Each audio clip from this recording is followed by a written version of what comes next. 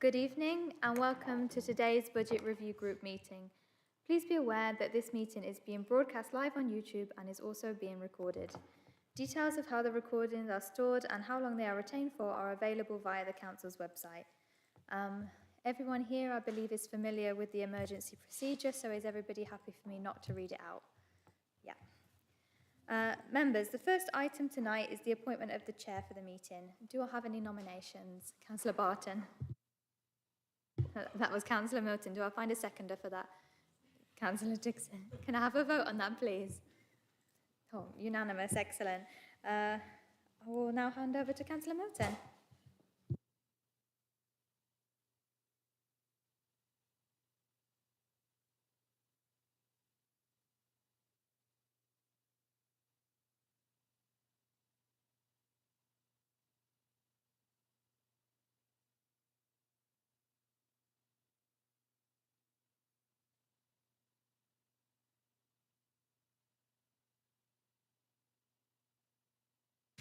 Right, thank you everyone, and thank you particularly to those who were also at a rather long overview and scrutiny session last night, both members and portfolio holders.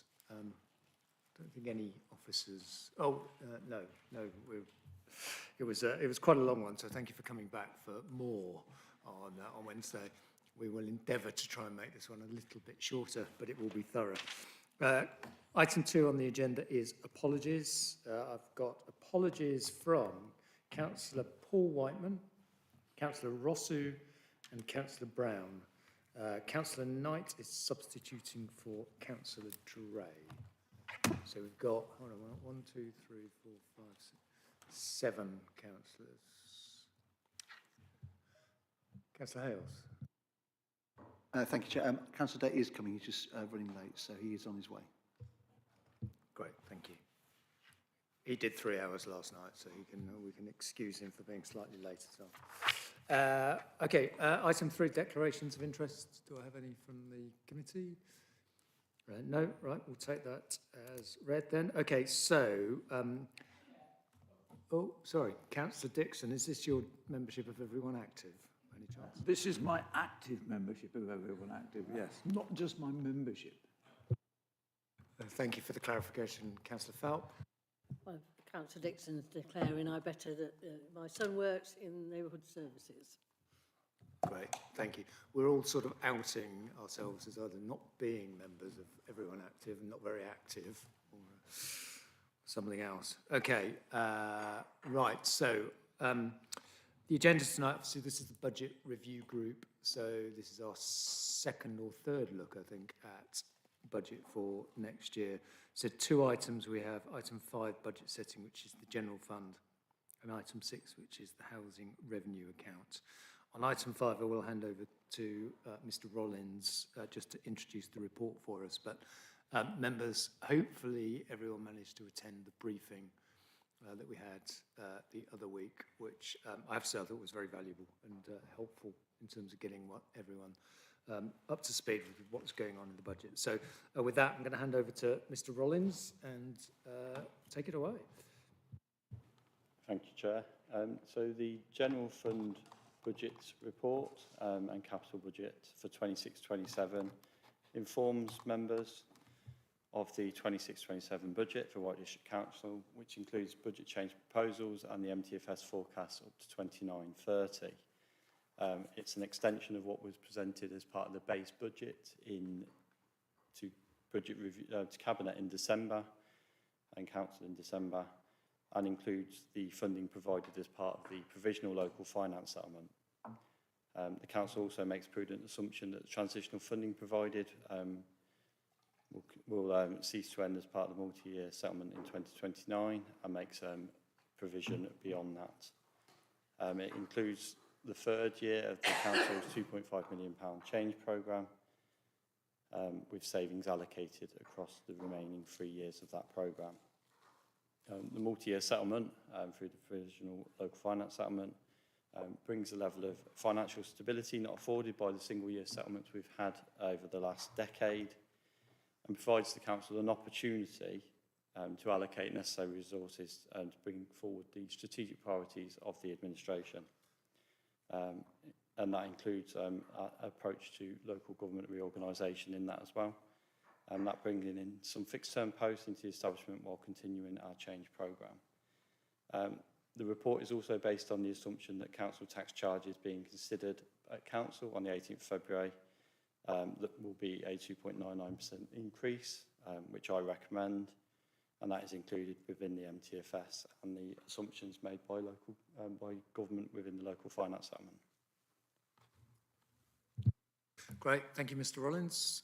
Members, questions for both officers but also members of the cabinet as well?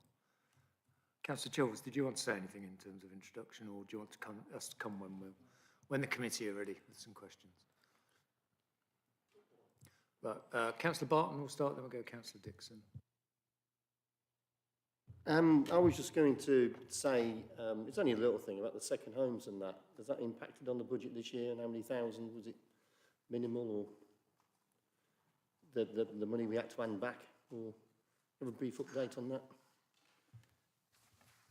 So it will have impacted on the 25-26 and 26-27 budget in the region of around £45,000 per annum for Warwick District Council. So any council tax we collect, we only get to keep circa 8% of that, with the majority of it going to the major preceptors in the county council and the police.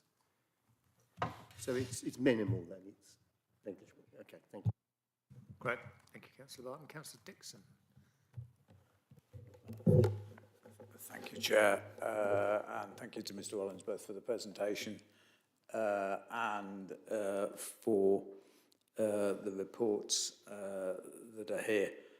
And I guess, although the Budget Review Group will be asking questions and effectively scrutinising what's here, it still won't preclude individual groups or even individual councillors still putting forward amendments when it comes to the meeting of full council on the 18th of this month.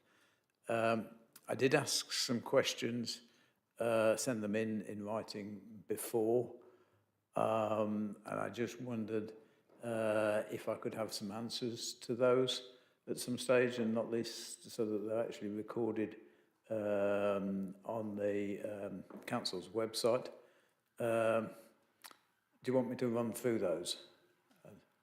I'm sure that I know you're dead busy. Don't get me wrong, it's not a criticism. The first one actually related to the CFO's report.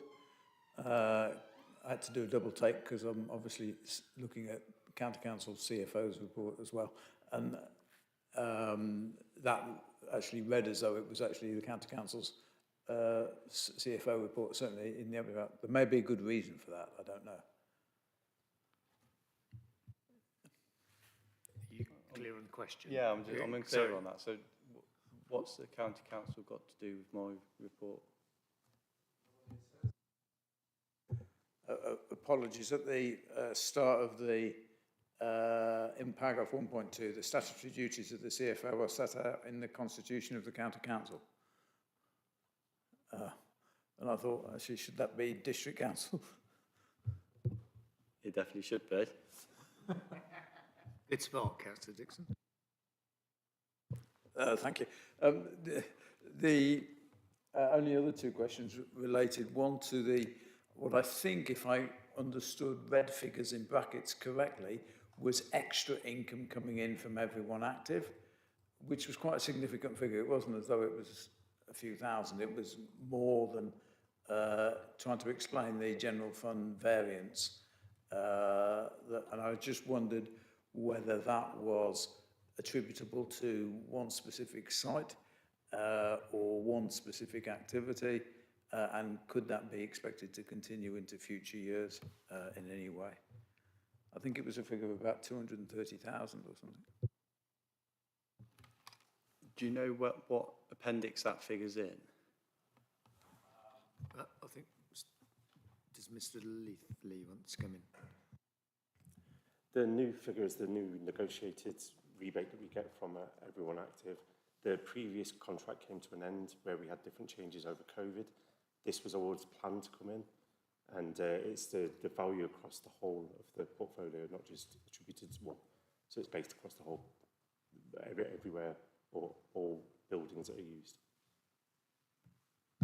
That's helpful, actually. Thank you very much. And therefore, it's just a one-off, essentially, because of the renegotiation of the contract. No, it's the annual contract, so this will continue going. And I need to look into it. I don't know if there's increases next year in it as well. I'll need to go back and have a look at that. Okay. But there's been a plan over the next, I think it's 3 to 5 years of the contract of what the income will be. The only other question I've got, Chair, if I may, is related. I think there was some extra money set aside for investing more into managing cybersecurity risk. I think a figure of about £57,000. Again, not huge, but when I look at the commentary on the appendix on risks facing the general fund, which I think is Appendix 4, it talks about the uninsurable events where there's a provision made for it, but I think by general admittance, the risk of some sort of cyber attack, particularly as we go into the extra workload of local government reorganisation, is huge, and I just would welcome some reassurance that you're happy that enough money is put aside to mitigate as far as possible the risks associated with that. We're all trying to avoid going into confidential session here. I am comfortable with the approach that we take to cybersecurity. We do cover it quite extensively, and it appears on our significant risk register in confidential form. Great, thank you, Councillor Dixon. Councillor Phelps. Well, it's sort of general question, really. Obviously, it's good that we've got a 3-year settlement because we can plan for what we're going to do in the 3 years. But what sort of risk do you build into it, knowing that a lot can happen in 3 years? Is it our reserves? Is it being prudent on what we're predicting? You know, it's a long way to forecast forward. And we can't always just say it's going to be the same each year. So what sort of risk do you build into it? Financial percentage. So that will come down to the assumptions that we've built into the medium-term financial strategy. So in future years, the inflation provision runs at 3% up until 29-30, which exceeds what the Bank of England are suggesting will be the inflation rate. They're suggesting it will be down as low as 2% come 2027. Now, we've seen that inflation rate fall being pushed back over the last couple of years.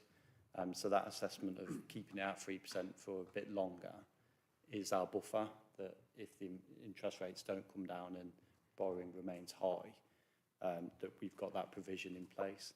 We do also have the General Fund Volatility Reserve, which we aim to keep around £1.5 million in there. And on the business rates, if we have a fall in business rates, we have the Business Rate Volatility Reserve, noting the changes that we've had in the reset of business rates.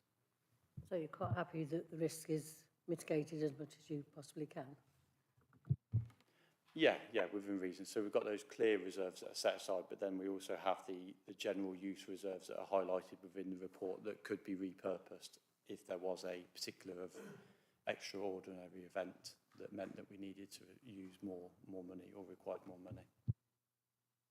Great, thank you. I think Councillor Chilvers wants to come in on this. Can I ask, is this on the... Yeah, so I think, so it'd be good to hear from you, Councillor Chilvers, on that. The other thing it would be, so this is about risk, isn't it, in terms of forecasting?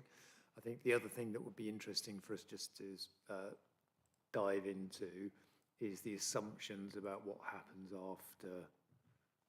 after the 3 years. So that'd just be good to explore that as part of this discussion, because I think if Cabinet, if members are comfortable with that, that might be feedback we want to give to Cabinet, that we're happy or we might be concerned. I'm not prejudging where it's going to go, but so Councillor Chilvers, if I come to you. Yeah, thank you. And I think those 2 points that you've just made, Councillor Phelps and Councillor Milton, kind of get to the nub of this kind of the underlying issue about sort of looking forward on our budget. And, you know, the way that this is washed out is obviously it's great to have the 3-year settlement. It does provide us that stability that we haven't had in a decade. Oddly, that's calculated on kind of effectively our total money for this year taking a 5% cut, which is the biggest in the country, you know, because we're now on that floor that the government set at 95%. But then and then basically they're projecting it then freezing for the next 2 years, so that's a real terms cut again, and that's because of the inflation that we built in and tried to be quite prudent on that, with that 3% rather than 2%. And so then the question is, what happens at the end of that 3 years, assuming the government stick to their word on giving us that frozen settlement for 3 years? And so what Mr. Rollins has advised modelling, and this is where I'm comfortable at, but I'm sort of interested to hear what you say, is that we've said, okay, what happens if there's another 5% cut at the end of that 3 years? So once again, we're 95% of what it was before, which is 90% of where we are now. And so that's what we've modelled. And then what we've done is said, well, that's set our like baseline of the reoccurring. After that extra 5% cut, we said, okay, that's our baseline reoccurring budget. Anything that we're getting in other years that comes above that, we're going to count as one-off because we can't be sure that it's going to come through. So that's the fundamental assumption that's there.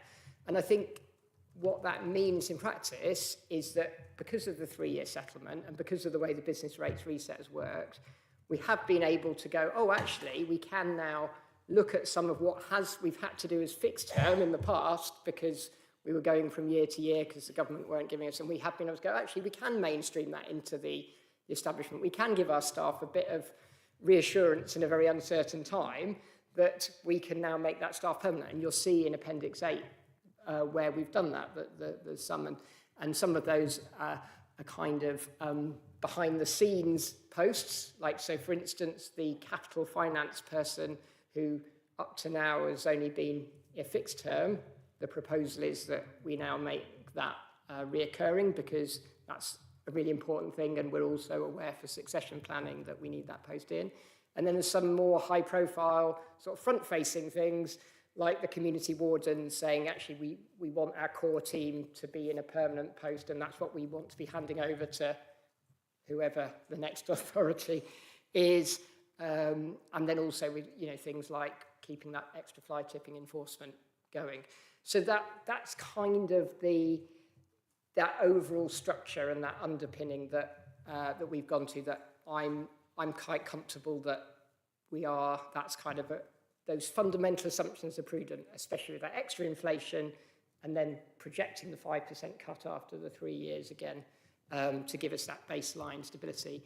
And then, as I say, in future, there's been quite a lot of questions about reserves, like what we can and can't use over the coming years, and that helps us work that out. But then that general fund volatility reserve, as Mr. Rollins says, we really need that in case we overshoot, or, you know, we need that to smooth things. And likewise with the business rates volatility reserve, which I think we all thought, oh, we don't need that very much. We all overperform on business rates, but actually the baseline reset means that there's a higher risk for 27, 28 onwards that we do underperform on business rates, which may mean that we need that business rates volatility reserve. And also, rather unexpectedly, we did need it in this year because the government there was effectively a cash flow issue where the government didn't give us the business rates at the time that we thought they would, and we had to kind of plug the gap for a period of time until they decided they were going to pay us the money they owed back. So those two funds are really important as well in terms of smoothing things over. Great, thank you, Councillor Chilvers. Councillor Phillips. Thank you, Councillor Milton. And I think we're continuing the theme of risk that Councillor Dixon, Falk and Chilvers have been talking about. I'm very pleased that we do look at something like Appendix 4. What would perhaps be very useful for us as a group and as councils to understand the likelihood of any one of those risks happening, because if the likelihood of any of those happening is 0, then we have 1.5 million set aside. If the likelihood is 100%, we're in problems. because that uses up all the 1.5 million in the general fund. I think it's something maybe not for this budget process, but I'm suggesting to Mr. Rowlands perhaps in future we ought to be trying to do a little bit more sensitivity, and I know quite a lot of it's guesswork, but let us understand the likely volatility of these risks. Is we are going to overspend, for example, a 50% risk and allocate that to the 2.2 million. In other words, try and come up with an expected outcome in the same way as we have done with Abbey Fields and in the Working Expenditure Party Group, where there was a contingency put together and they assessed that at P80 and P90. So I think that's something I would encourage officers and the portfolio holders perhaps think about, maybe not in the next, week, 2 weeks before council, not enough time, but going forward for future years to actually look at that. Thank you, Councillor Phillips. Mr. Rollins, sorry, do you want to add anything? Oh, sorry, Councillor Chilvers. Yeah, thank you. I really welcome that comment, in that I would like that sort of sensitivity. And the other thing, I always find that that kind of reserve of last resort, which is what this appendix refers to, is a rather odd one, because it basically means if we're spending into it, we're in real trouble. And so we kind of never should get to it anyway. And I think the only time seriously that we've needed to, I wasn't here during COVID, but that was that kind of really significant event. But even then, I don't know whether we got into it. So I think there's also a bit about understanding that most of the events that are listed in Appendix 4, I think we would look to the general fund volatility first, because this is our kind of reserve of last resort. I'm just looking at some of them here.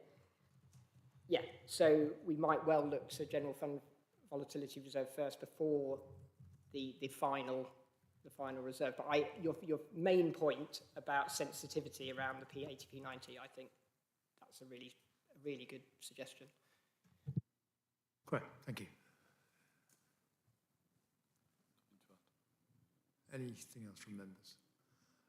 I've got one other question. I think I'd just be interested to explore, just understand the process we've gone through about making the decision on the change programme. So effectively, thanks to obviously the central government settlement, we have a more steady position, which is good. In that context, there's probably three things we could do with the change programme. We could either scrap it, continue as is, or we could slow it down a little bit. And it seems like actually we've taken that third option. I'd just be interested to understand sort of the rationale. How have we gone through that process of making that decision? Yeah, I think it's a really good question, and one that we've kind of had quite lively debate, both within SLT and within Cabinet as well.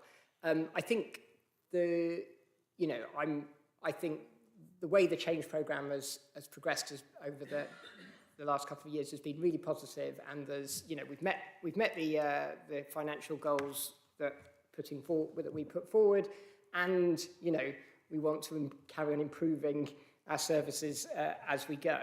And I think we got to a stage, actually, the pipeline for that change management programme is still really, really positive. There's lots of really good stuff that's coming through.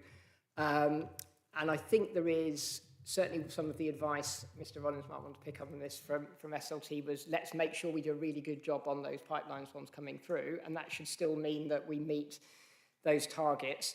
But there is also that sense of the competing priorities over the next couple of years with LGR, and also wanting to deliver some of the projects over the next couple of years that we either want to say, right, we're really going to go for these over the next couple of years, or we need to put them aside. So it then became a bit about a competing priorities thing, and actually therefore slightly smoothing it into the next year was the decision that we ended up with. Councillor Melrose, Mr. Rollins, I don't know if you... Oh, Councillor Davison wants to... Well, Councillor Davison. I think Councillor Melrose would say the same thing as me on this one, in that is right, but there's also, with local government reorganisation, a big priority to make our services the best and most robust as possible. So in the areas I'm involved with, The committee management software is a little bit behind what others are. So it probably bringing that forwards and doing that change won't give us a financial return, but it'll make us a better partner, a stronger place to go into a reorganisation. Similarly, with CRM and the complaints system, we always come up about issues with complaints, and this will help a lot. So again, it's not money saving, but it's making it better. The other thing is there are bottlenecks on the pipeline, particularly with CRM type things, and so we don't want to pressurise those too much to get it a really good job. Would you concur with that, Councillor Melrose? I didn't want to speak for you. I know it's been spoke for. No, I think it's around, I would use the word pivot rather than slow down. I think we've got to change the focus. Obviously, we've got it into a good position, but I should remind everyone, I'm not in the change programme no more, everyone. I can't do everything. So it's that pivoting over into making like the efficiencies. Where could we work smarter, better? And I think people are still generating them ideas. We wouldn't want to change, let the people keep generating ideas. And I think that programme, but what's been really nice as well is a lot of junior officers have come to it, so they engage with members as well, so they've having that experience of putting ideas in, and even if there's just small ideas, they build and build and build. So I think it's a culture change as well we've seen. Good, thank you. Councillor Phillips. Thank you. And Councillor Davison, building on what you were talking about, the Service Transformation Reserve, I think it is sensible to have increased that in, I think it's 28, 29, which is when I imagine, well, it might be 27, 28, I'm not quite sure. Nobody knows quite at the moment when it's going to happen. And that's a good, responsible step. The issue I think I want to raise is, do we know, we're one of, presumably, let's say Warwickshire, whether it's Warwickshire 1 or Warwickshire in 2 bits, we're going to be the 6 councils in Warwickshire. Do we know if other councils are making the same sort of provision, or are we being the only ones who are being responsible? And if it's the former, we do know, how do we compare to other councils? Are we putting money aside that other councils aren't, or are we not putting sufficient money aside? I know around the country, just because of the network, some are putting huge amounts and quite a lot are putting the same sort of amounts that we are. Our chief exec has said he feels that, I'm not sure I can say this in public session, but that as across in Warwickshire, we're not ahead of the game, if I put it politely that way, across the piece, so that government officials are feeling that, as the 6 authorities, we need to improve a little bit on that. Officers are working hard now, and hopefully this will come quite soon in cabinet terms, so we will all see reports in terms of the timelines of the work they need to do to prepare. If I may suggest, therefore, it might well be worth, and Mr. Rowlands, I know you haven't got any work to do in the next 2 weeks. It's your busiest time of the year already. So, but it may be worth just somebody picking up the numbers from every authority, so we actually, all 6 authorities, have an idea of what's being put aside and know whether it's anywhere near adequate or not ahead of the council meeting on the 18th. Simply, I think we've got to get a sense of where we are as a county, and we're just one part of that. But I support the increase in Transformation Reserve, but I don't know whether it's enough or not. Councillor Chilvers. Yeah, 2 points on that. So firstly, you'll notice we haven't set it up as a separate LGR reserve, kind of for that. We put it into the Service Transformation Reserve because we don't know exactly what the level of contribution will be, and we don't want to kind of, we don't want to end up putting something that's massively more than other people are going to put in at the start. But we have made provision in there.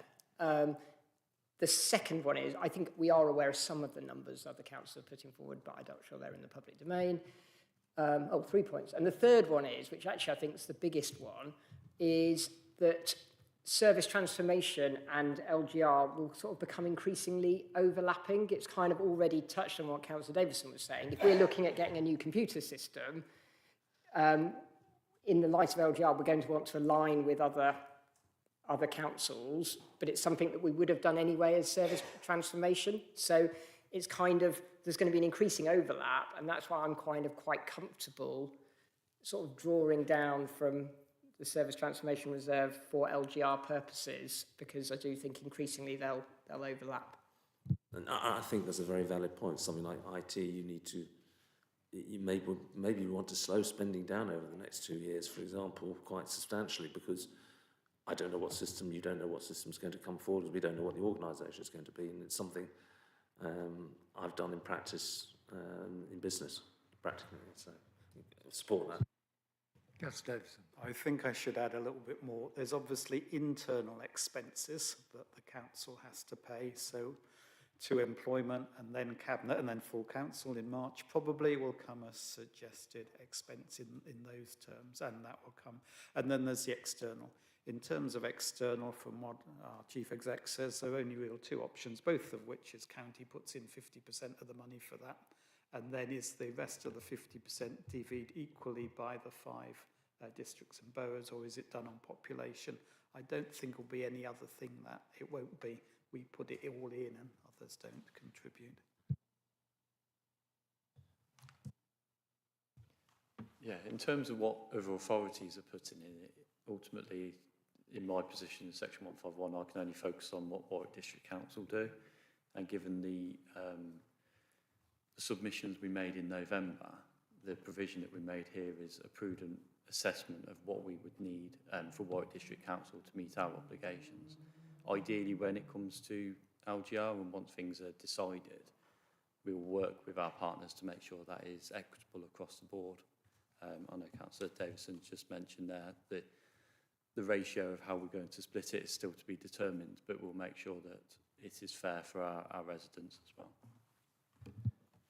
If I may just caution from my experience in private industry that when you do a reorganisation, the costs never meet the budget. They're always much higher.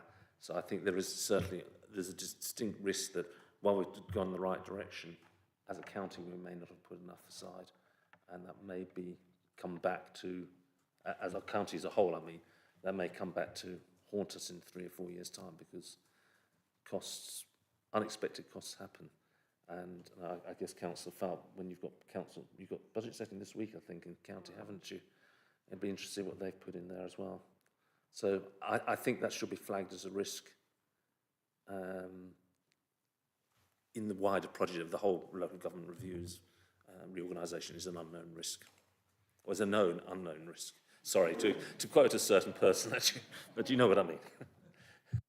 We're not going there, Councillor Phillips. So, right, any other questions on the general fund budget, or should I try and summarise comments that I think we're on in the world of comments, I think back to Cabinet. So first off, I think we should clearly thank officers for their work on the report, okay? Second, are we comfortable to say that having explored the risks and assumptions in the plan, members are comfortable that actually the prudent assumptions have been made? Are we happy with that? Okay, go with that. We would recommend, and when I say recommend, I don't think it's a recommendation that needs to be voted on, but that in future sensitivity analysis on the likelihood of risks to the general fund is carried out to give us a better view about how adequate our reserve cover is. And then I think, are we comfortable as a committee with the approach that's being taken on the change programme as well, which is effectively to slow it down slightly, or rephase it? Rephase it. Okay. So I think we could add that in as again, we explored some of the issues around the change programme, but we're comfortable with the approach being taken.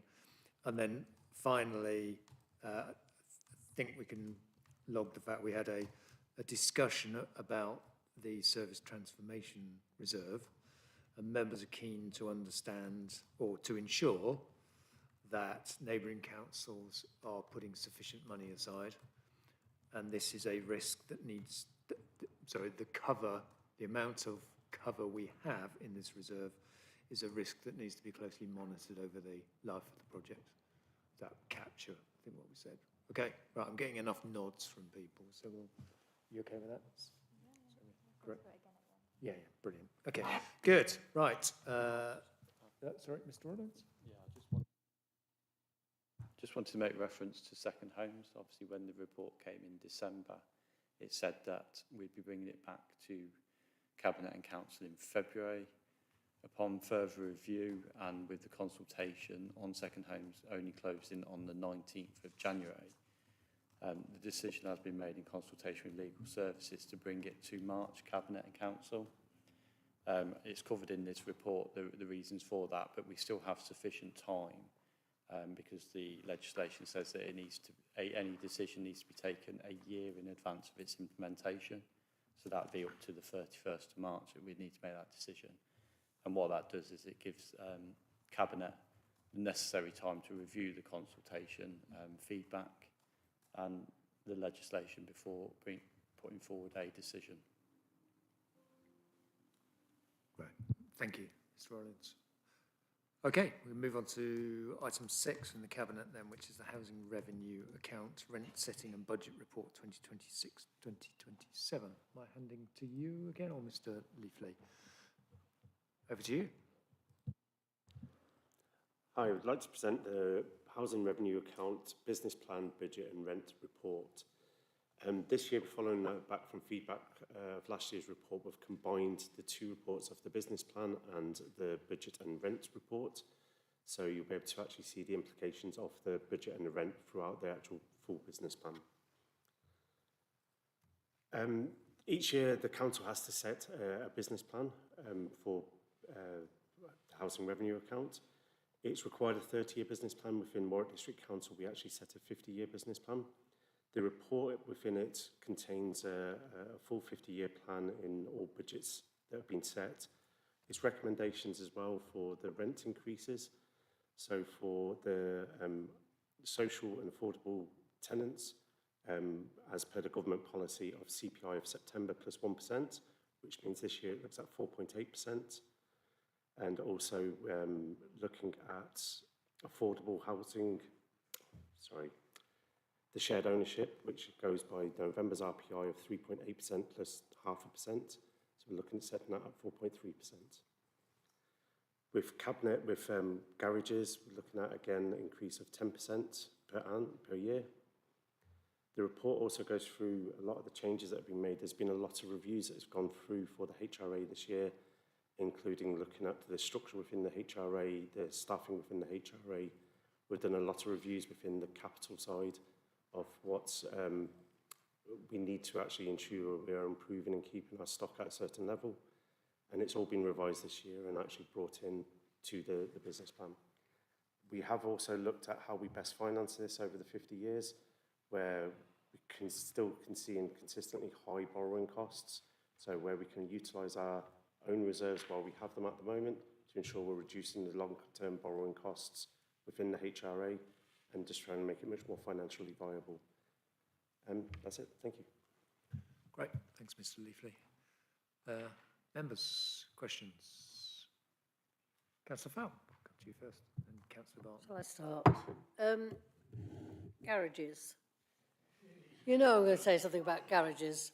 Well, I understand that, you know, the HRA has been extremely busy. Been so much needed to be done. Every year we put the garage rents up by 10% and do absolutely nothing to them. I've got garages in Whitnash which are boarded up and, you know, actually makes the whole area look, you know, neglected. We can't keep saying to residents, we're going to put it up 10% every year, but we're not going to do anything to it. I know there's plans to do it, but, you know, all the years I was in the administration, we were going to do something. We've got to look at these sites. We've got to look, even if it's clearing them ready for redevelopment or doing something with them. We can't keep expecting people. I do like the bit about we're actually going to acknowledge that people do store things in it. We all know they do. Big cars are so difficult to get in our garages anyway because they don't fit big cars. So while I appreciate we're really busy, I know Councillor Melrose will come in, we need to get a handle on these garage sites. we need to say to our residents, yes, we are putting it up, but this is the plan for the future, that we will be doing this, this, this and this. And have some sort of time thing, you know, by 2027 we'd have done this, by 2028 we'd have done this, whenever possible. But we can't keep putting off what we're going to do. I'll get off my soapbox now. Councillor Melrose. I can completely agree with Councillor Phelps. I think after housing repairs or housing allocation, I think the number 3 email, oh no, Lays Lane's number 3. Number 4 is garages, I'd say. So there was a paper that came to housing scrutiny 2 weeks ago, and I think Councillor Barton had a lot of comments. I've seen him smiling over there, about the plan. Because I think, like you said, it's been one of them things like, we need to get to it, we need to get to it, we need to get to it. And over half of them aren't occupied.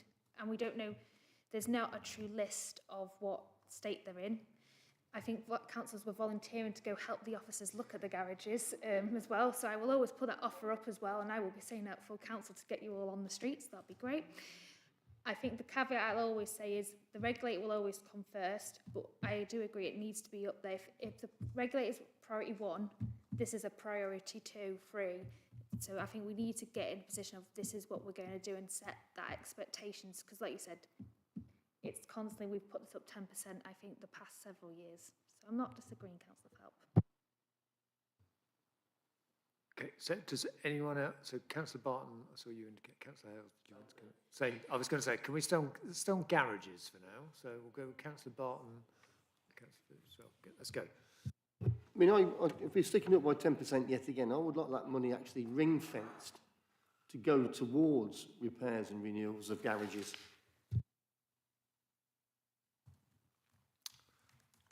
Okay.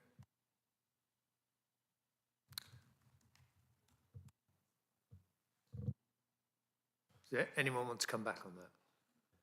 I'll come back to you on exactly what is ring fence or not, but the money will just be incorporated within the actual income that's brought into the general HRA. So it'll be a line in there to like rents to actually fund the HRA. So all repairs and all maintenance are just funded through the same source. The 1-for-1 ratio to it, I don't know. I need to come back to you. But we don't repair garages. No point it just disappearing into HRH. Ring fence it in there. Ain't bother where you ring fence it, as long as you spend some money on the garages. We've got more than 50% of the garages are empty. That's over 1,000, I believe. I don't know how much a week. I'm not quite sure how much a week. That is a lot of money. We talked about throwing away money last night, and we're throwing money away again. We're losing money on rent. We have an asset that we don't rent out because we don't reinvest. So I'm not particularly looking at you. I was going to say, I would need to go back to the service because obviously I work in finance on the back end of it, not what the strategy is or what's going forward. So I think Councillor Davison wanted to come in and then Mr Rollins. Yes, Councillor Hales may actually be able to answer better than me, but in the previous administration, I think the deliberate strategy was to increase rents to actually make more vacant and therefore knock them down and build. And we haven't got to it yet because there have been so many other things. And we did, about a year ago, set up the Housing Development Strategy and Programme Forum, which Councillor Melrose chairs.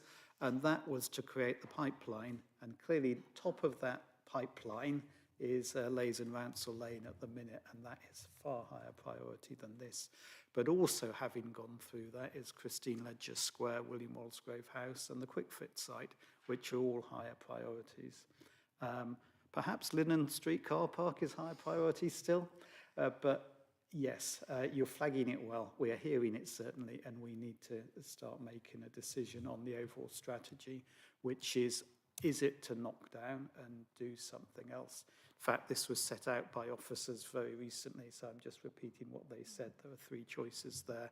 Either we repair and renovate and reinvigorate, we knock down and put in a car park, or we do something else with it like housing. Did you want to come back, Mr Rollins?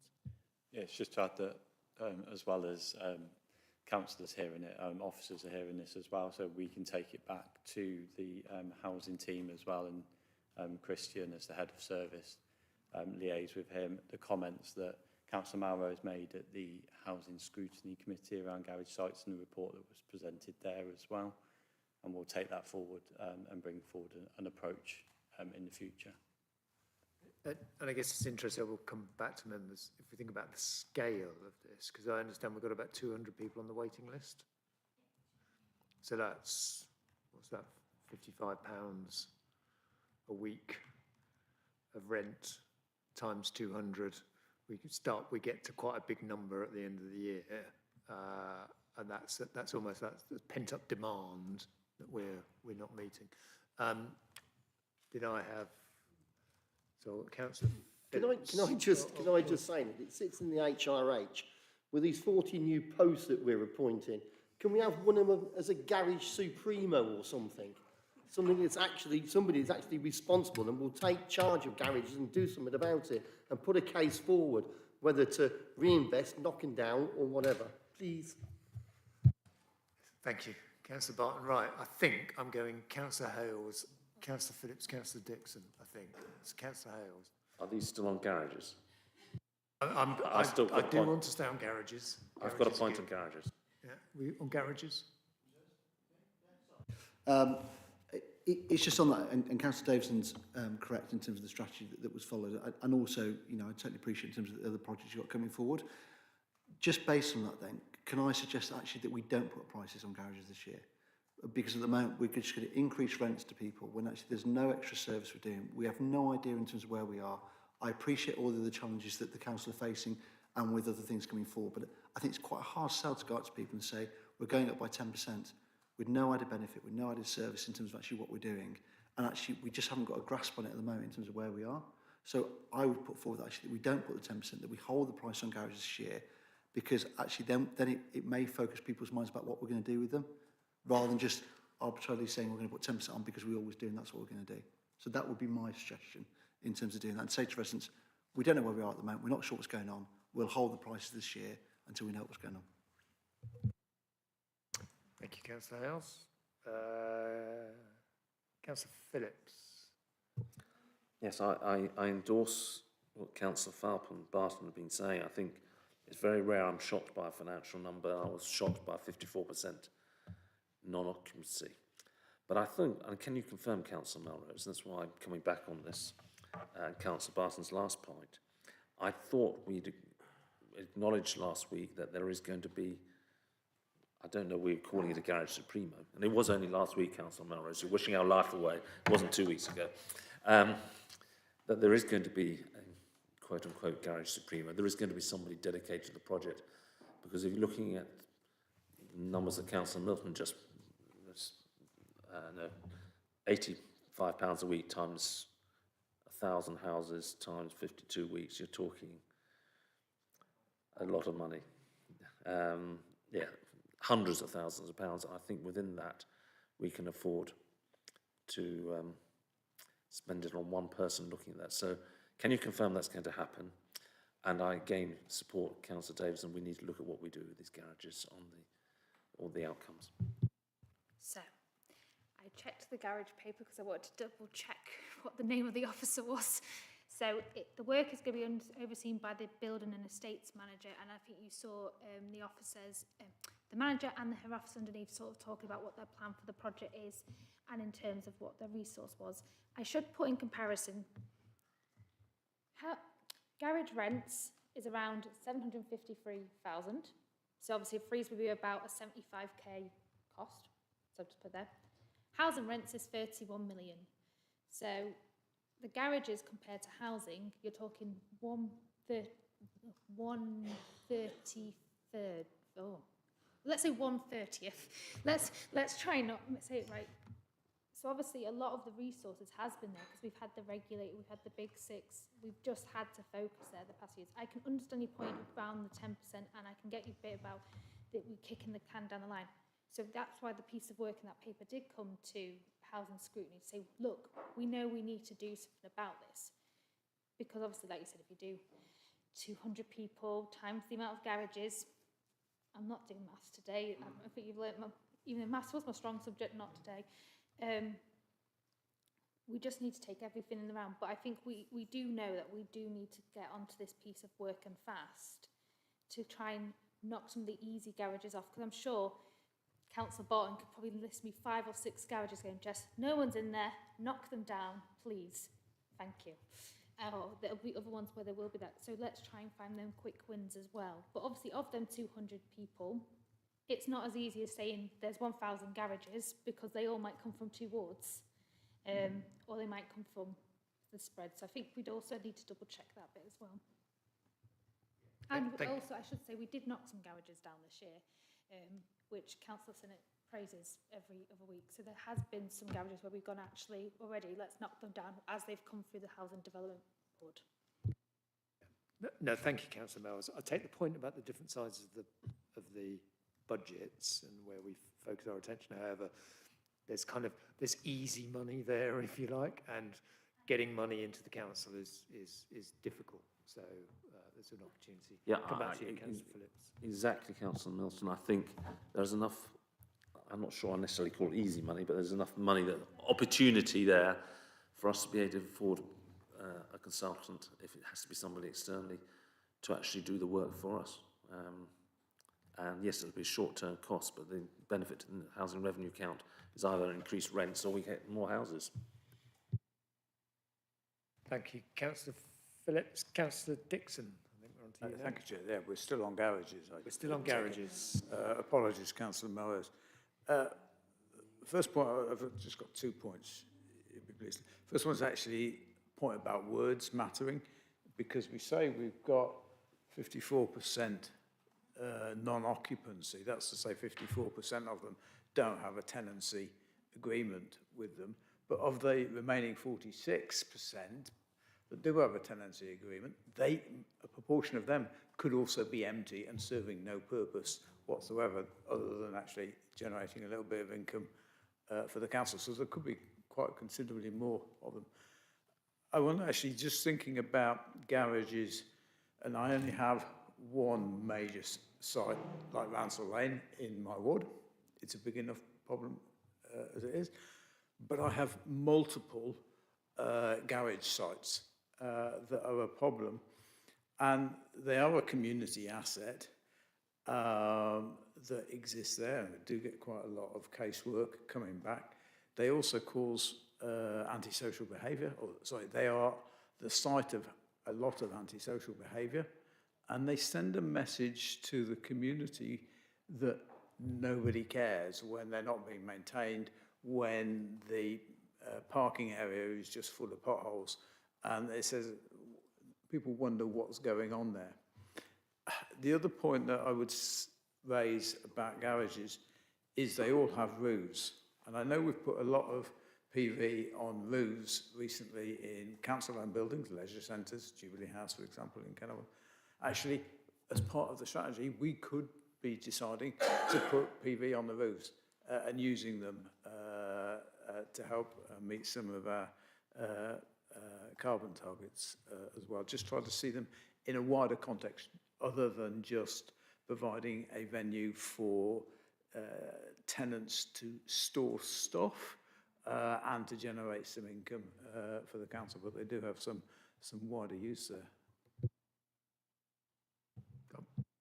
Not really disagreeing with you, Councillor Dixon. I know there is the community assets, so I know there is garages in Warwick that the Packmore Centre is looking at.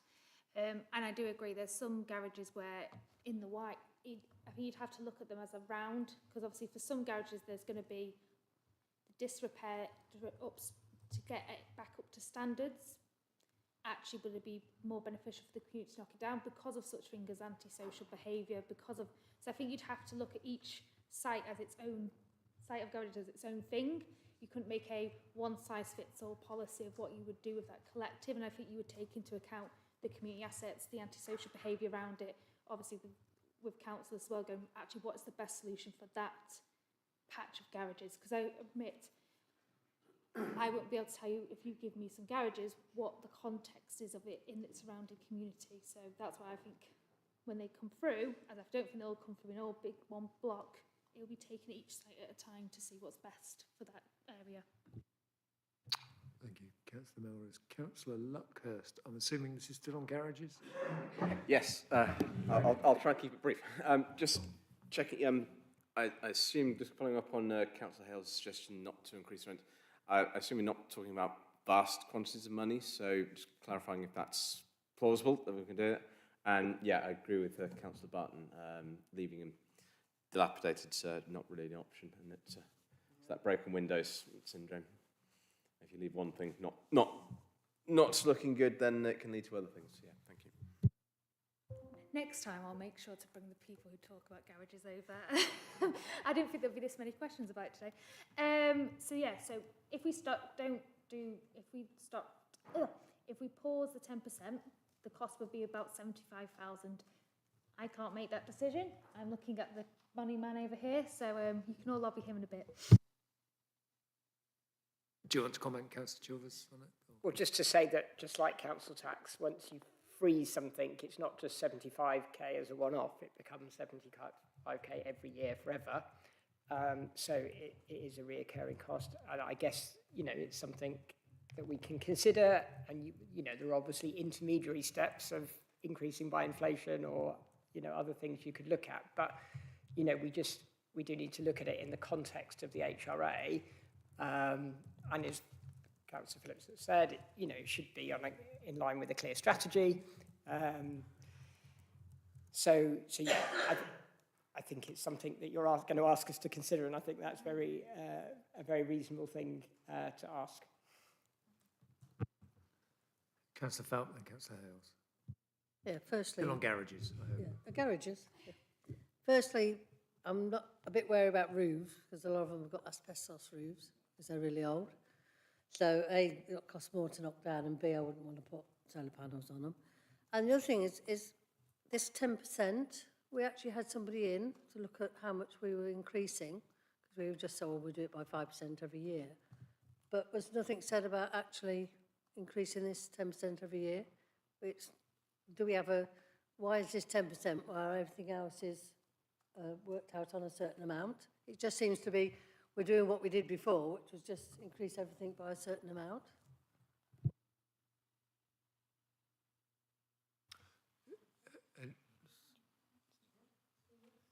Mr. Rollins. Yeah, so the 10% was based on the garages being let at below market rate. And so it was a way of bringing them back up in line, given that the demand we have on the way, the demand on people wanting a garage. So it was about just bringing them more up into line with where the market rate was for garage sites across the district. Councillor Hales, I'm going to give you the last Thank you word very on much. garages. I appreciate entirely in terms of the challenge and obviously the fact that obviously it's money, recurring money. I think obviously it's a cabinet paper, so it's the cabinet to decide and bring it forward. I think it's just being able to look residents in the eye and to actually, to Councillor Fout's point, we put 10% on something with no added benefit, with an asset that we are just leaving at the moment to rot and diminish. And actually, I think it's just in terms of going back to doing the right thing and saying, actually, we don't know what we're doing at the moment. There will be strategy that come forward with it.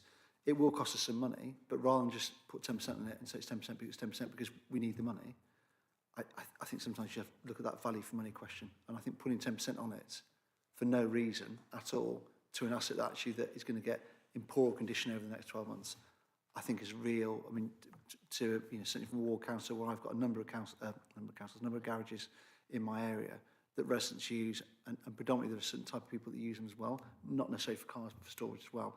I just think sometimes it's about doing the right thing as a council and cabinet as well. Okay, I'm just going to come to Mr. Rollins and I will come to Councillor Knight. I said I wouldn't, but I'm being weak. Mr. Rollins, sorry. Yeah, so it sort of aligns with what Councillor Hales has said there. So to avoid any deja vu that I know a number of you were at the Housing Scrutiny Committee, I know I watched it, so this is a repetition of that. There was a proposal put forward around on the paper around what to do with the garage sites, and that said that it's not built into any current work programmes. So subject to that being approved, that would come at a cost, and that would be funded from the income from the garage site. So while it's not built into the business plan at the moment, that proposal that was put forward through the scrutiny committee, when brought forward, would incur a cost.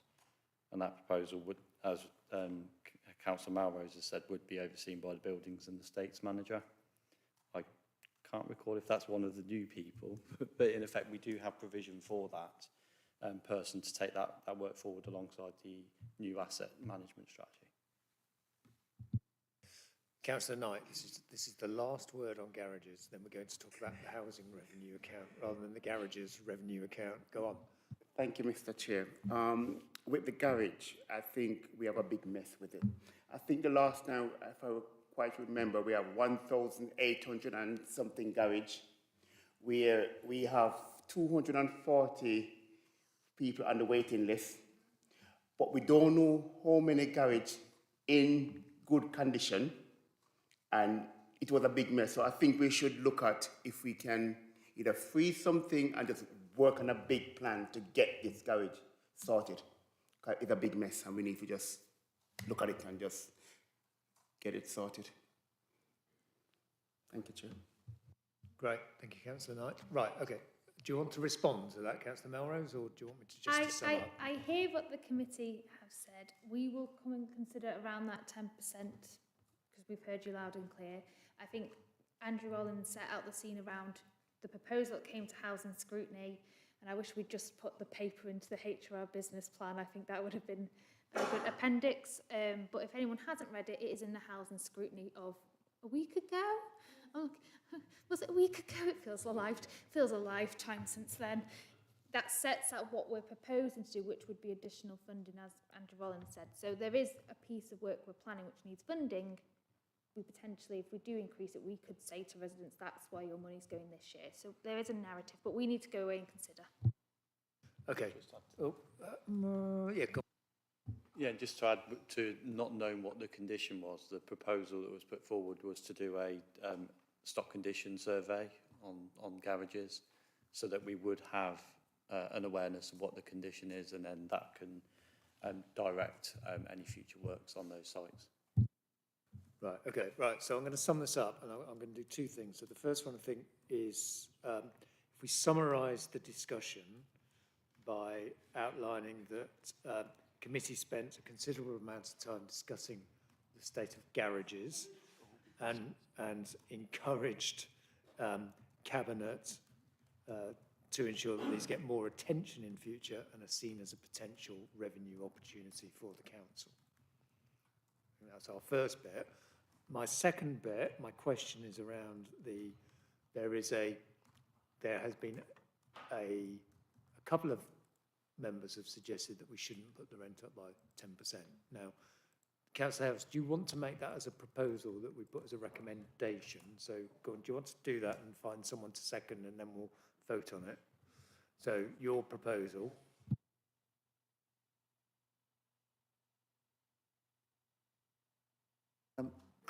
Thank you very much. So, yeah, I propose that we don't put the 10% on the garage rent this year, would be my proposal. Yeah, I'm happy to second that.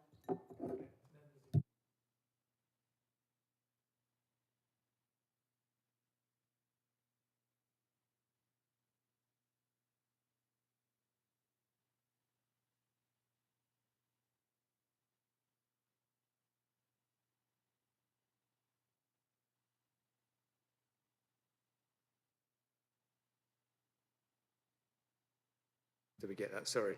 Right, okay. So we've done a lot on garages. What about the tens of millions that we've got in the housing revenue account? I'm going to come to Councillor Phillips first. Councillor Phillips. At a risk of getting shot by the chair here, one of Parkinson's law is that committees, the amount of time a committee spends on a topic is in inverse proportion to the amount of money involved. However, we need to defy that. We spent 30 minutes on garages, so if it, what was it, 30 times you said the incomes, we need to spend 900 minutes on Henry, More seriously, I think we had a good presentation and good discussion. Thank you, Mr. Leafley, for coming last week to housing scrutiny. I think the overwhelming sense is that we are asking to make Cabinet to make sure they have the resources to do the job, to get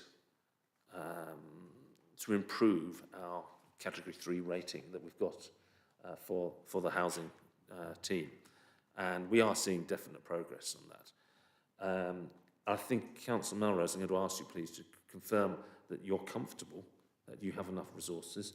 One of the things I did ask both Mr. Leafley and I guess Mr. Rowlands, I'm not quite sure where it actually may go into HR, is to have a table of, since about 23, the full-time equivalents year by year, to show how many people have been added, because I think it is true that we are making quite a bit of investment as a council into the HRA. I haven't yet seen that table, but I think it will be really useful if we could have that in the next couple of weeks, because I think that will prove the point that there is investment going into the housing, which we as a Housing Scrutiny Committee are definitely supporting. So I think, Councillor Melrose, my question to you really is, have you got enough resources? Have you and Mr. Melgard discussed it? And are you comfortable that this budget will meet the requirements we need to satisfy the regulator? And more importantly, to give our tenants safe, warm, decent homes. So yes, is the short answer. So when Mr. Melgard arrived, one of the few things I said was, can you look at the structure? You see where we have the problems. So I said, you know, we've come to this housing scrutiny around the voids, and we've had long debates about we're not turning over the voids quick enough. We've seen long delays. The repairs issues, we're seeing complaints increasing. What do you need to run a sufficient service? So he has took me through that, and he said, here's where I think would make the most impact. Because obviously at the time we didn't know what money would come from government, anything. He said, if I get this much money, this is what I do. If I got this much money fairer funding, this is what I do. And then said, right, we've had 23 posts, here's the 40 posts I would want. Obviously we had the fairer funding, we were like, okay, we can go that route. So we really talked growth in the more specific areas. So you've got building safety, compliance, you've got the contract management, which I think is going to be key with a new repairs contract coming through. You've got the antisocial behaviour and around the housing complaints, because ironically for people who are not on housing, we need to have more complaints. It's bizarre. I know me and Councillor Phillips constantly go, this doesn't make sense, but we're talking more like going, right, what do we need in the complaints team? We need someone who's looking over the housing repairs complaints themselves to see the themes, the lessons learned. So I'm confident we've got the resources in the right places. I did ask Melgard on his return to start doing that organisational chart, because obviously there's a load of new people, where have all these posts going, who are they reporting to, but then also to show this was what it was when we started the journey with the regulator, and this is where we're going with this is where we are with that, because obviously we will need to show that to the regulator, probably when I go and see them face to face in April with Chris Elliott as well. So for us it's to show them as well that we're getting the resource in place so we can fulfil the requirements of the regulator, but also make sure that it's not a tick box exercise. Actually residents feel safer and more reassured in their homes, but also they feel that they're being engaged, they have that engagement still. We start the communication and engagement strategy as well to communicate with residents. We know that's a journey we also need to take as well. So I feel confident with what we've got the resources in. I know there's some questions about how are they all funded. So I will make sure there's that breakdown as well, like these funds are funded by this grant, because some are grant funded specific posts, because it's always a grant funding you get. These are from the HRA, these are fixed, just so you can see the level of support going for the next few years. And I think I'm right in saying there's quite a bit of funding from the general fund as well. And is that properly ring-fenced and not at risk? And I guess that's really a question for you, Councillor Melrose, more for Councillor Chilvers perhaps, but for one of you two, anyway. I'll look to Andrew Rollins first, he might explain it better than me. So specifically, there's no additional funding directly from the general fund in the HRA. So what we've got is the new structure and posts apportioned by their time that they spend on the general fund and HRA and capital projects. So we've got, in effect, timesheets that we keep and to pro rata their time effectively. within the general fund budget, there is provision for housing as a reserve, but that is being held within the general fund, because once it's transferred to the HRA, if it's no longer required there, we can't transfer it back because of the ring fencing rules. So we do have provision as part of the finance settlement put in for housing, but we haven't transferred it yet to the HRA. But the HRA, as an account within the general fund, we can make that decision in the future cabinet meeting if necessary.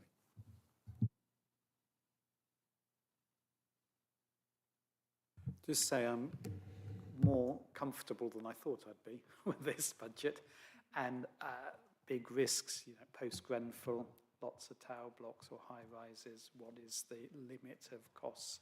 And potentially huge. Now, it's in a better place than I thought, but we can't say we've definitely got enough money because you know the ongoing investigations. Enough money for the I'm going to go this way again, for the known knowns. Great. Are you comfortable with that answer?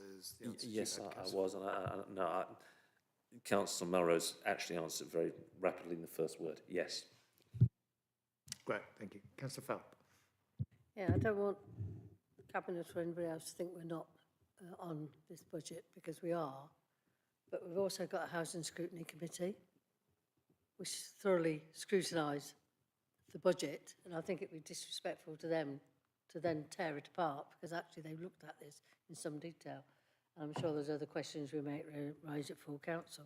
And the fact that they actually liaise, the chairs liaise with each other, with the audit scrutiny and the overall scrutiny.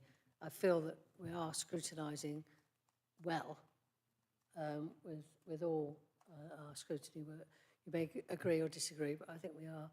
I think, you know, it would, we could go all through it again and take 90 hours to do it, but I don't think we need to, because I respect what has been done, and all councillors can look at YouTube and watch what's happened at meetings. It's not that we're not, you know, knowledgeable, because we can watch them when we've got one of our free evenings to go through hours of YouTube.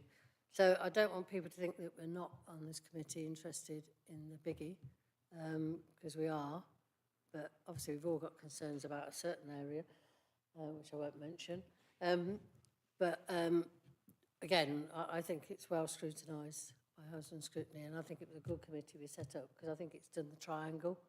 I think we've got now Overview Scrutiny, Audit and Standards and Housing, which actually covers all our, and as long as the chairs all work with each other and then brings to each committee if needed, then I think it works well. So I'm not going to ask any questions on the general one. Thank you, Councillor Falp. Any other questions? Councillor Dixon. Thank you, Chair. Yes, I think Councillor Falp makes a good point about the triangle, of which this is an offshoot of one of the nodes of that, because it's an offshoot of Audit and Standards, although it's an offshoot of Audit and Standards, actually two of the nodes, and Overview and Scrutiny too, if I remember correctly how it was set up. I'm still worried that, unless Councillor Rollins can reassure me, that the increase in council taxes, the increase in rent that's being proposed, and also council tax, I suspect that, would I be right in saying that the biggest proportion of discounts that are claimed are from council tenants, or would I be wrong in that? And I just wonder if you can reassure us that there's no planned change in the council tax discount scheme and the way in which that is promoted for those who are struggling the most in our communities with paying council tax and increased rents. My understanding, I'd have to go back and correct, but our council tax reduction scheme is at 100% anyway. And that was changed in 2023.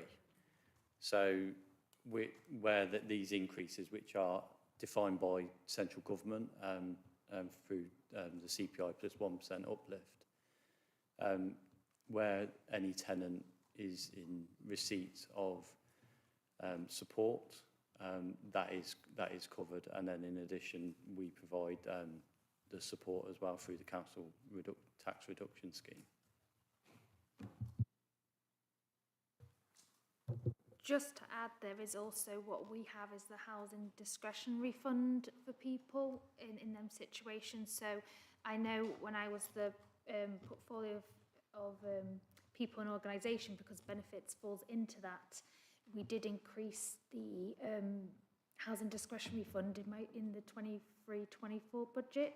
So, oh no, 24-25 budget. I'm trying to remember what year it was. But we did increase it. So there is that fund, and that's mainly for people in receipt of housing benefit or a universal credit, but we do have other discretionary funds available if there are people that are struggling. Yes, thank you. I acknowledge both the council tax reduction scheme 100% and the discretionary fund. It's the extent to which I worry that there may be tenants who are suffering in silence and not aware of those schemes. Now, am I right that they get promoted when the annual council tax mailing goes out there? Yeah, we're getting nods. There is a council tax guide, and ironically, me and Councillor Chilvers are trying to update it for the new calendar, for the new financial year. So I'm positive it is, and we can make sure it is in for this one as well. And we can put both. And there is also things such as financial inclusion officers, and obviously where else they could go for support and help. And does that mailing go to all residents, all council taxpayers? I can answer that because I've never received one. So, although I do pay my council tax, just for the for the sake of clarity before we get to voting on the budget. I just wonder how that's. I'll double check that, because I've had one every year with mine and Councillor Chilvers' face on. So, yeah, I'll make sure, I'll check why. I'm missing out somewhere along the line. I can add that the leaflet doesn't go in with all of the council tax demands. We do have one A4 sheet that goes in that we do advertise some of our discretionary services and some of the support that we do offer, and we do go out to service areas to say, do they want a part of that leaflet that goes alongside the council tax demand. Okay, can I just ask one as well, which is actually on reserves. So reserves is a sort of topic that's covered throughout the report, but there was one paragraph in particular, which I think was 1.5.14, and it just refers to, if I understand it correctly, reserves are sort of declining, and then on the assumption that lots of good things happen, then we get new income starts to come on stream and those reserves start to go up again. I guess my question is, if I'm going to channel my inner Chris Elliott and talk about events, what's our level of risk there? Because actually there's quite a few big projects there, and we know big projects tend to take longer often than we think. Does that expose us to an extra level of risk? Mr. Leithley. Within the business plan, we've utilised our reserves this year to reduce the borrowing costs. So all the large projects where previously we may have been looking to borrow, with the high borrowing costs, certainly over long term, it's financially better for the HOA to actually utilise the money that it has where it can. So any delays within any projects, literally will just leave the money within the reserve until it's available and needed. So we won't be borrowing or incurring costs at that point. The reserves do start to build up as the business plan builds forward because of increases in rents, where with CPI plus 1% tends to be a little bit more than inflation that we've included in certain areas. So there will be an increase that gives us more capacity going forward. I guess my question, and you might come to this, Mr. Rollins, was just about what's the risk of is there a lag risk at some point where actually the timings just don't quite work and we find ourselves shorter than we thought we were? So there are some risks. So within the report, we talk about the risk of higher borrowing costs in future years. So some of the projects, we won't borrow until there's a need to borrow. So we don't borrow in advance of need. And with the time lag over the project, so an example of one of those projects would be one that's come in as a cabinet report, or went as a cabinet report yesterday, in Kenilworth. And so delivery of that site would require borrowing over a number of years.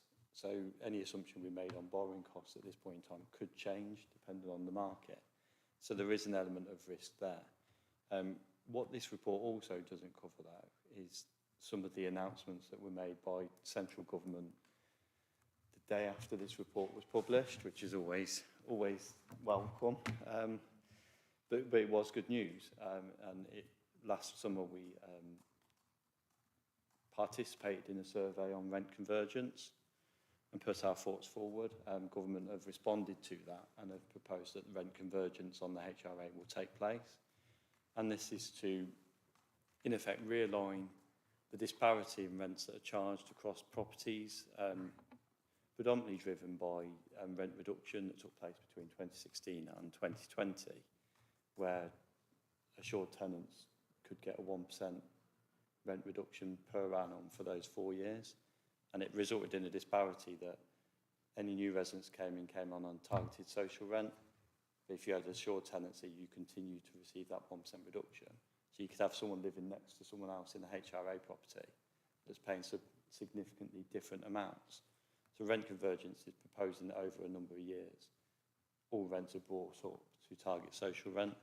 And so that is likely to mitigate any risks that are presented in here, because that's presenting a £1 per week increase in rents up until convergence, and then £2 from the following year. So that's from 27, 28, and then 28, 29, £2 a week. So we should get to convergence within 2 or 3 years. And that based on our rent income being 30, do we say, it's around 35 million, isn't it, in the report? 35, 36 million for next year. That's likely to bring, we're still working out the cost of that, but it's going to bring in millions of pounds to the HRA business plan. Okay, Mr. Leafley. And sorry, I just wanted to add as well, within the business plan and the report, we have set a minimum level within our reserves, which gives us that buffer if things do move and gives us the ability to deal with situations changing throughout the years. Great, thank you. Any other questions? Or should I bring us to Councillor Phillips?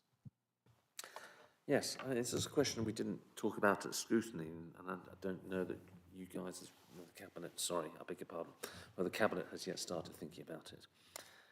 But it goes back to our discussion on the General Fund and local government reorganisation. Have we set aside anything to look at funding requirements for the HRA and our housing under local government reorganisation? I'm not aware of all the councils. Obviously, I'm aware that Stratford is not a stockholder, and we are a stockholder. And there must be some costs somewhere that are going to be involved, whatever the outcome is going to be. Again, we don't know what the outcome is going to be. But I think perhaps we ought to be thinking about that sooner rather than later, once we start to get an idea of what the shape is likely to be. And maybe something that I would request the Cabinet to add to its workload. But it is an important one because our residents, particularly with the social regulator watching us very closely, we've got to make sure that whatever comes out, it's seamless for our residents and we don't have a large bump in the road. So I think there might be some useful provision to be put into the budget. Councillor Melrose? So there has been thinking done. I should state what my day job is doing LGR and devolution for Oxford and Berkshire. So this is sort of my night job. So basically there has been thinking, so, you know, we need to say, do we know where all our properties are, you know, our housing stock? We've got to make sure that's all in shape. We've also got to look at any HRA assets that aren't housing assets. We need to look at that and also make sure everything is, you'll hear the word baseline a lot for the next few times. It's just make sure we get all our ducks in order. And it's around that transition. Because obviously when you're thinking local government reorganisation, I think we all think IT systems, HR, constitution, elections. Housing, I think, is normally that second tier. You start to think about that transition. So you'll be sort of thinking, you'll be looking at what contracts are in place Now, we want to double check our repairs contract doesn't fall on the 2nd of April 2028. Otherwise, I think that new authority would have a great surprise. And you'd also want to check, is there anything coming up in that first 6 months after the transition that they need to be aware of? So it's more of that stock-taking exercise and looking forward. In addition, you would also be making sure whatever authority we merge with, I know one or two, is once we know that answer, it's like, right, is there policies we can harmonise? So we're already working with Stratford and talking to them about our homelessness strategy, because obviously we're both required to do it. We might as well work together. And if there's other areas where we can already start to overlap, so the Warwickshire Rural Council, yep, got that right, that funding we're already sorted to pull together so we could work. So there's some things we're already identifying going, could we do that? So there's that harmonisation piece.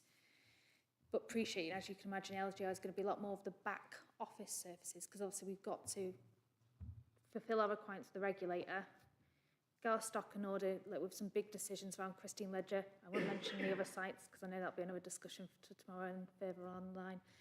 But just make sure we're ready and be in the best shape possible for when that transition begins, because it will be here before we know it. Councillor Davison? Just to add two further comments. One, adding on the best condition. Well, I'll do the other bit first. I mean, imagine if you were in charge of the new unitary authority, whether it's one or two, your big budget items are adult and child social care and SEND and so on, and they are huge costs and they're not under control. So do you really want to look at housing revenue accounts and so on as you're in your first year? So a lot of authorities, when they've gone unitary, haven't merged all services instantly. You look at which ones you do first. So it is a bit of a live debate in Cabinet and with senior officers how much we do need for this sort of thing. But it also links back to Councillor Melrose's last point, that we want the housing revenue account, the housing, to be in as good a state as possible. So bluntly, if we were C4, you would probably be looking at it really quickly, wouldn't you? And looking to, if somewhere else in the county is doing better, look to merge and so on. But if it's in a really strong place, so at least C2, then it's more likely, just carry on, please. And so we are really keen that it's as strong as possible. I think that's the best preparation for LGR. I think I'm effectively just making a plea. Please don't ignore the housing, because your point is absolutely valid, Councillor Davison. In terms of the numbers, it's probably about 4th or 5th on the list, maybe 6th. I don't even know without looking at the county budget. But we shouldn't lose sight that there are 5,500 tenants and families associated with that. And of course with SEND, etc., there are, again, and multiple thousands of people. But I'm hoping we're not going to lose sight of it. And yes, we've got to look at planning for the next 2 or 3 years. I always do find, actually, and it tickles me every time that we talk about the HRA, we're looking 50 years ahead. We have difficulty as a country forecasting a year ahead, so how we know what's going to happen in 50 years, I don't know. But more seriously, again, my point is I think we need to make sure we don't have a sudden, whoops, we've lost all the progress that we've been making or will be making. Because of the reorganisation. So I don't take your eye off the ball. Did you want to come in, Mr. Rollins? Yeah, and I'll start with the 50-year business plan. Ultimately, that's to align with the borrowing that we've taken out through the self-financing in 2012, which obviously I worked with you when I started here a decade ago as portfolio holder on that.